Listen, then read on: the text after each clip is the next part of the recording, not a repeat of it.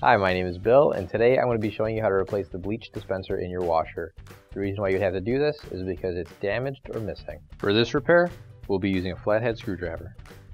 Warning: before doing any repairs, please disconnect your power source. So this is the washer we'll be using in this demonstration. It's an Amana, and yours might be a little bit different than what we've got here, but the same technique should still apply. So we're going to open up the lid for our washer, and this right here is our bleach dispenser. So in order to get this out, I'm going to be using a flathead screwdriver, and right in the middle, about right here, there's going to be a small tab, and we're going to use the screwdriver to push the tab in. There we go. And that'll pop right out. Now you can grab your new OEM replacement bleach dispenser. If you don't have one already, you can find it on our online store.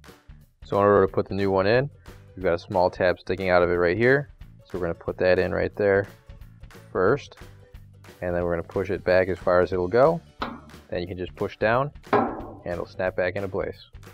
Now you can close the lid and your repair is complete.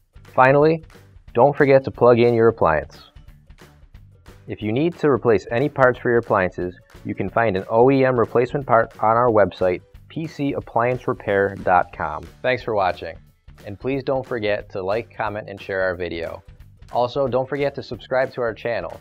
Your support helps us make more videos just like these for you to watch for free.